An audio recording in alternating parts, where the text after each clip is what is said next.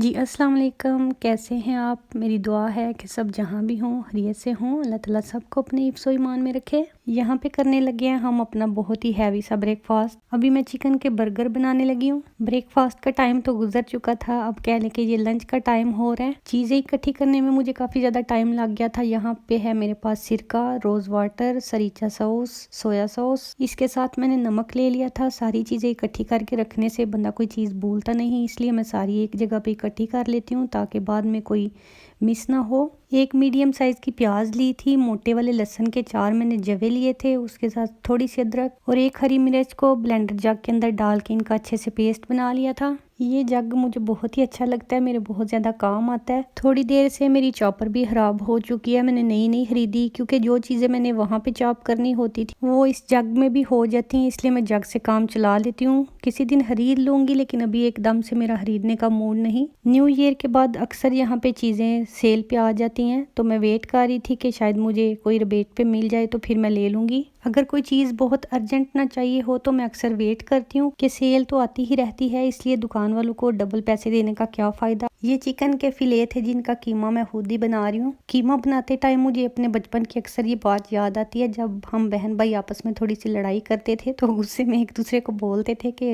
तुम्हारा मैंने कीमा कर देना। हम दोनों बहन भाइयों में से जो भी कीमा करने की बात पहले बोल देता था, दूसरी तरफ से डायलॉग आता था कि अच्छा अच्छा तुम बड़े रह गए कसाईयों की फैमिली से। कीमा करने की बात तो पीछे ही रह जाती थी, फिर ये होता था कि चलो तुम मुझे जरा हाथ तो लगा के दिखाओ। बचपन की ऐसी बातें बहुत ही मीठी मीठी सी यादें रह जाती हैं। आप में से किस किस के साथ ऐसा हुआ है? कौन आपस में कितनी लड़ाई करता था? आप भी कमेंट करके जरूर बताइएगा। अब यहाँ पे जब भी मैं कीमा बनाती हूँ तो मुझे ऐसे लगता है कि मुझे अपने भाई की बात दुआ लग चुकी है, क्योंकि उस टाइम पे मुझे बिल्कुल भी नहीं था पता कि मेरी शादी ऐसे मुल्क में हो जाएगी जहाँ पे कीमा भी मुझे खुद बनाना पड़ेगा। यहाँ पे हलाल मीट और कीमा वगैरह लेने के लिए हमें थोड़ा सा दूर जाना पड़ता है, बहुत दूर भी नहीं, लेकिन ये होता है कि बहुत जो करीब में दुकानें हैं वहाँ से हलाल मीट नहीं मिलता, तो इसलिए फिर जब कभी एकदम कुछ इस तरह से चाहिए हो तो मैं घर में ही तैयार कर लेती हूँ। फिले का कीमा करने के बाद मैंने इन्हें उसी टाइम बनाना शुरू कर दिया था, इसलिए थोड़े से नरम नरम ढीले से लग रहे हैं। अगर इनको थोड़ी देर फ्रिज में रखती तो बहुत ही अच्छी तरह से ये सेट हो जाने थे। चिकन बर्गर्स का सुन के मेरा बड़ा बेटा तो बहुत ही ज़्यादा वेट कर रहा था, इसलिए मैंने जल्दी जल्दी से काम लिया, इनको फ्रिज में नहीं रखा, उसी वक्त बनाने शुरू कर दिए।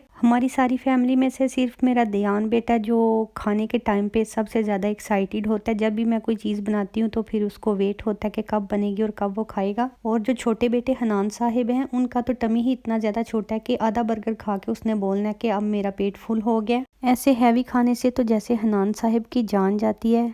जो खाना मैं नॉर्मल और रूटीन में बनाती हूँ वो भी बहुत शौक से नहीं खाता, अक्सर बचा देता है। उसे अक्सर ही मुझे बोलना पड़ता है कि आप अपना खाना फिनिश कर लो, जितना खाना है उसमें से चलो थोड़ा तो खा लो, आधा तो खा लो, खाओ तो सही कुछ। अल्हम्दुलिल्लाह के ध्यान के साथ ऐसा कोई इशू नहीं होता, वो माशाल्लाह से अपना खाना बिल्कुल शौक से खा लेता है। प्लेट माशाल्लाह इतनी साफ़ करता है कि कुछ भी उसके अंदर नहीं बचता। और हनान का शुरू से मसला यही है कि जब भी खाना खाता है वो आधा बचा देता है, उसको मैं जितना भी थोड़ा दूँ उसने उसमें से हाफ ज़रूर बचाना होता है। बर्गर्स तो बन चुके हैं, अब जल्दी जल्दी से मैं थोड़ी सी पम्फरी बना लूँगी। आलू के ये फ्राइज़ बनाने के लिए मैंने आलू थोड़े बड़े साइज़ के लिए हैं, क्योंकि छोटे आलू से मुझे ये इतनी ज़्यादा अच्छी नहीं लगती। जितने लंबे साइज़ के आलू हों देखने में उतनी खूबसूरत लगती है। सारे आलू की कटिंग मैंने इस तरीके से की थी कि बिल्कुल एक जैसी इक्वल उनकी लुक आए। फ्राइज़ पे लगाने के लिए 2 टेबल स्पून मैंने बेसन लिया था, 1 टेबल स्पून मैदा, साथ में थोड़ा सा नमक, कुटा ज़ीरा और सुरख मिर्च ली थी। बेसन और मैदे के अंदर सारे स्पाइसेस को अच्छी तरह से मिक्स कर लेना है। अगर नमक मिर्चों को डायरेक्ट आलू के ऊपर डाल दें तो फिर वो किसी जगह पे कम लग जाती हैं, किसी जगह पे ज़्यादा, और वो आलू पानी भी छोड़ देते हैं।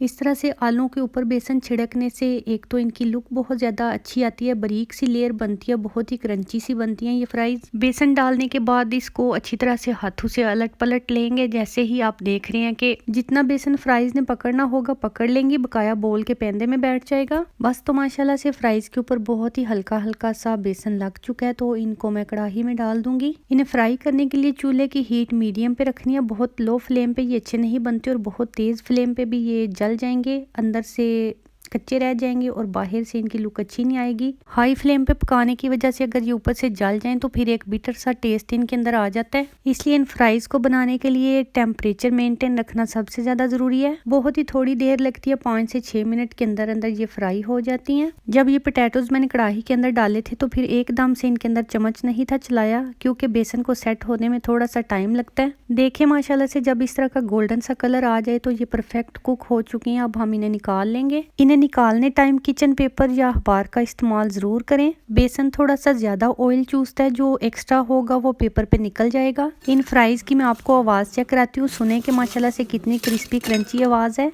ऊपर से मैंने थोड़ा सा चाट मसाला छिड़क दिया था ताकि इनका टेस्ट और भी ज्यादा बढ़ जाए। बर्गर और फ्राइज मैं बच्चों को देने चली गई थी। ये देखे जो मैंने बेसन लगा के रखा था उसकी शक्ल किस तरह की हो गई है। ये बहुत ज्यादा खराब तो नहीं थी हुई, लेकिन उस तरह की परफेक्ट लुक नहीं थी आई। आलू के ऊपर जब नमक मिर्च लगती है तो वो एकदम से पानी छोड़ना शुरू कर देते हैं, इसलिए इस तरह से हो जाते हैं। खैर ये भी इतनी बैड नहीं थी बनी, लेकिन जो पहले वाली ज्यादा परफेक्ट बनी थी वो मैंने बच्चों को दे दी थी, और जो बाद में बनी थी वो मैंने और मेरे हस्बैंड ने खा ली थी। अभी किचन से फारिग होने के बाद मैंने मशीन में कपड़े डालने थे, उसकी भी मुझे थोड़ी सी स्ट्रेस हो रही थी कि जल्दी जल्दी से यहाँ से फारिग हो जाऊँ, किचन को समेटूंगी, उसके बाद ही मशीन चलाऊंगी। माशाल्लाह अल्हम्दुलिल्लाह से बच्चे तो लेके खाते जा रहे थे और मैं बस बनाती जा रही थी। मेरे बच्चों को ये फ्राइज इतनी ज्यादा पसंद है कि माशाल्लाह से दूसरी दफा भी जरूर लेते हैं। चलें तो अल्हम्दुलिल्लाह से ये थी आखिरी फ्राइज। मैं यहाँ से फारिग हो गई थी, सारी मैंने फ्राई कर ली थी। ये बाहर का आलम देखें, हम अभी सौदा लेने जा रहे हैं। काफी दिनों से ऐसा हो रहा है कि स्नो पड़ती है फिर पिघल जाती है, फिर पड़ती है फिर पिघल जाती है। यहाँ पे दिन के तकरीबन 1 बजे का टाइम है। आज सूरज बिल्कुल भी नहीं निकला और मौसम बहुत ग्रे सा हो रहा है। अभी टेम्परेचर 1-2 माइनस था। जब सर्दी ज़्यादा हो जाती है तो फिर गुजरने वाले रास्तों पे काफ़ी ज़्यादा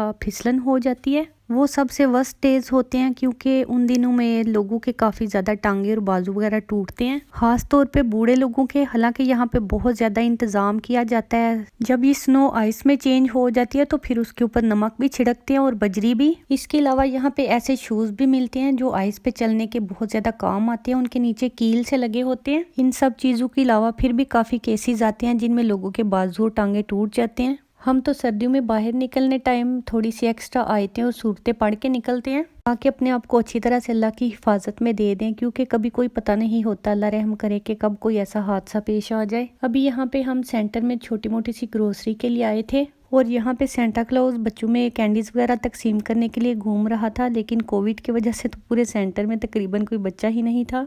अभी हम घर वापस आ चुके हैं। यहाँ पे देखें 3:30 हुए हैं और इतना ज्यादा अंधेरा हो चुका है। दिन के टाइम तो मौसम काफी क्लाउडी सा था, लेकिन अब अच्छी खासी धुंध छा गई हुई थी। कैमरे की रोशनी अभी धुंध को इतना ज्यादा कैप्चर नहीं कर रही जी। तो ये थी हमारी ग्रोसरी। बहुत सी सिस्टर्स को ये शौक होता है कि मैं उन्हें ग्रोसरी जरूर दिखाया करूँ। ये मैं सिर्फ आपके कहने पे शेयर कर रही हूँ, वरना तो ये होता है कि जब लेके आती हूँ तो इतने बड़े बड़े से शॉपर्स होते हैं तो पूरे किचन में ऐसे गंद ही गंद लगता है। इसलिए मेरी कोशिश होती है कि एकदम से इन्हें ठिकाने लगा दूं। ये मोज़रेला चीज है जिसका मैक्सी पैक सिंगल की कीमत में लगा हुआ था, इसलिए मैंने फिर बड़ा ही ले लिया। बटर लिया था, साथ में ये श्रिम्प सैलिड है। ये शायद प्रॉन्स के छोटे बाई होते हैं। ये मेरे बच्चे और मेरे हस्बैंड ही खाते हैं। बाकी ये वेस्ट डालने के लिए प्लास्टिक शॉपर है। इन्हें गिरा लगा के किसी भी कूड़े वाली बाल्टी के अंदर सेट किया जा सकता है। बाकी ये बच्चों के स्कूल में लंच के लिए लेके जाने वाली चीजें थी। कुछ राइस पुडिंग और योगर्ट वगैरह थे। ये खरबूजा था, माशाल्लाह से काफी बड़ा होता है। एक दिन में तो ये कभी भी खत्म नहीं होता। ब्लूबेरीज का कप लिया था, ये हनान को काफी ज्यादा पसंद है। उसके अलावा टमाटर मैंने थोड़े ज्यादा ले लिए थे। दूध के मैंने बड़े पैक ले लिए थे। ये 1.75 ml होता है। एक अंडों का पैक लिया था, साथ में हरी मिर्चें और अदरक ली थी। ऐसी चीजें तो इतनी सी ले लेते हैं कि तकरीबन 1-2 हफ्ता जरूर निकालें। और लेमन लिए थे। लेमन मैंने थोड़े ही लिए थे क्योंकि लेमन का जूस मेरे घर में मौजूद था। और ये भी लेमन की तरह दांत खट्टे करने वाले ये कच्चे आम, इनकी मैं चटनी बनाऊंगी। और ये बड़े वाला मैंगो ये सैलिड या चाट वगैरह में डालने के लिए इस्तेमाल हो जाता है। ये एवोकाडो का नेट है। ये टेस्टलेस फ्रूट होता है। इसके ऊपर मैं लेमन और नमक डाल के खाती हूँ। सुना था बहुत अच्छा होता है, सिर्फ इसलिए खाती हूँ। और ये है लहसुन, और लहसुन भी बेक हो या रोस्टेड मुझे काफ़ी ज़्यादा पसंद है। ये प्याज हैं जिनका 5 kg का सैक मिलता है, वो मैं इकट्ठा ही ले लेती हूँ। इस तरह पूरा महीना बहुत आराम से निकल जाता है। और साथ में ये है सभी औरतों की पसंदीदा शकरकंदी। और 1 kg का पैक रेड ओनियंस का था। ये कभी चाट में इस्तेमाल होते हैं और कभी सैलिड वगैरह में, इसलिए मैं 1 kg ही लेती हूँ। काफ़ी दिन ये निकाल जाते हैं। और ये रसबेरीज थे जिन्हें आते ही मैंने वॉश कर दिया था, क्योंकि हनान साहिब की फरमाइश थी कि उन्होंने वनीला योगर्ट के अंदर ये बेरीज डाल के खाने हैं। पहले तो उसने बोला कि रास्पबेरीज डाल के खाने हैं, बाद में कहने लगा मामा बहुत से ब्लूबेरीज भी ऊपर डाल दें। बच्चे घर में योगर्ट बिल्कुल भी नहीं खाते, जब उन्हें खिलाना हो तो फिर इसी तरह से बेरीज या ओरियो बिस्किट वगैरह डाल के दूं तभी वो योगर्ट खाते हैं। बस ये तो यहीं तक थी आज की मेरी वीडियो। उम्मीद करती हूँ आपको पसंद आई होगी। इसी के साथ इजाज़त चाहूँगी, फिर मिलेंगे। अल्लाह हाफिज़।